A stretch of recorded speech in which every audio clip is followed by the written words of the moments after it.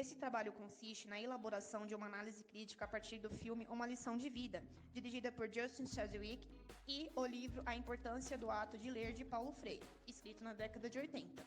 Com a análise destas e outras obras, refletiremos sobre as praxes de alfabetização, concepção de escola, entre outros campos sociais e materiais pedagógicos apresentados em aula.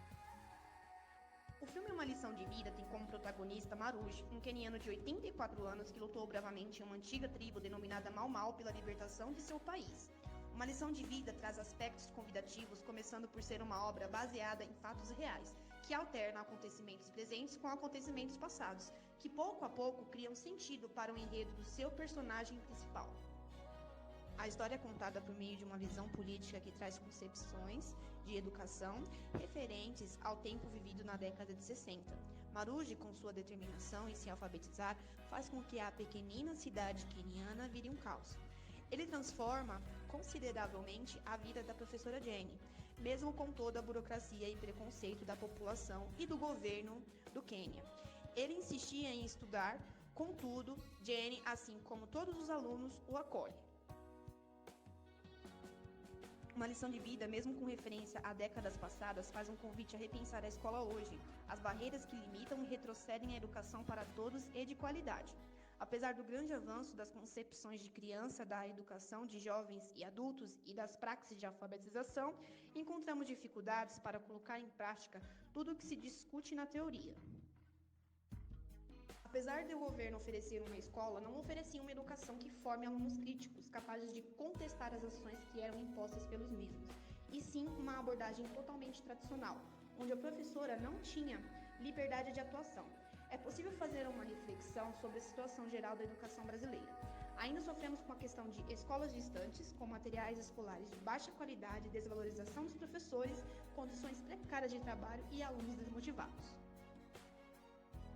Uma sociedade pobre na área rural, em que todas as suas esperanças são por meio da educação, é preciso que o docente esteja consciente da importância do seu papel nesse processo e que não seja neutro em relação às possíveis adversidades encontradas. Paulo Freire nos diz que o fato de não ser o educador um agente neutro não significa necessariamente que deve ser um manipulador. A opção realmente libertadora nem se realiza através de uma prática manipuladora, nem tampouco por meio de uma prática espontaneista. O que temos de fazer, então, enquanto educadoras ou educadores, é aclarar, assumindo a nossa opção, que é a política, e sermos coerentes com ela, na prática. Após a persistência de Maruj para estudar, a professora Jane, que tinha nítido um sentimento de pertença, aceita e começa ali uma batalha pelo direito à educação, pois percebe que sua presença e bagagem cultural é uma influência boa para os outros alunos. E isso faz com que seja necessário bater de frente com as autoridades e a comunidade, que eram extremamente intolerantes e preconceituosas, para que o seu direito de aprender fosse garantido, sendo preciso se posicionar. O reconhecimento vem quando as crianças não aceitam a presença de outra professora e isso gera uma manifestação para que Jane, que não era uma professora apenas transmissora de informações, volte. Mas a professora Jane tinha uma grande empatia e tinha consciência do porquê de estar ali. Ela sabia da responsabilidade que tinha em formar aquelas crianças. Ela era muito dedicada com seus alunos e havia uma ótima interação entre eles. Por muitas vezes usava a música de forma repetitiva para melhor fixação do conteúdo. Os alunos cantavam os saberes apresentados pela docente. A mesma técnica foi usada pelo Maruj nas aulas quando ele se torna o ajudante da professora. A criança que tinha dificuldade de entender a forma escrita do número 5, que foi ajudada por Maruj, possivelmente espelhava o número, pois de certa forma, a escrita dele não fazia sentido para ela.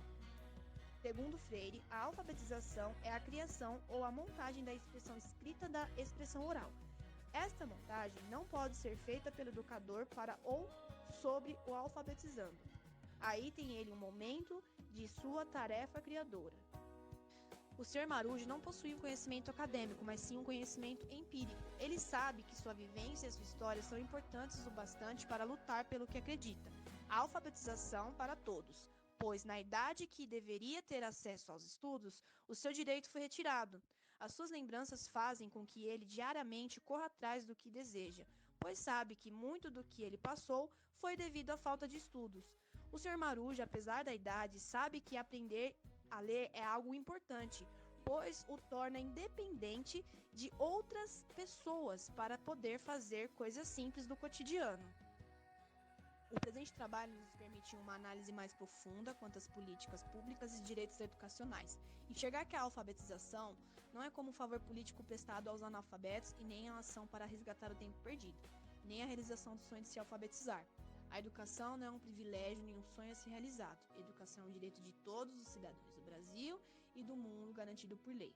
O sistema tem uma dívida social para aqueles que foram impedidos de estudar e tiveram seu direito à educação negado por causa da falta de escolas, para criar seus filhos, trabalhar nas indústrias ou no campo, por conta do machismo, da evasão escolar ou para atender às exigências da sociedade capitalista e seu sistema construído à base de desigualdade social e má distribuição de renda.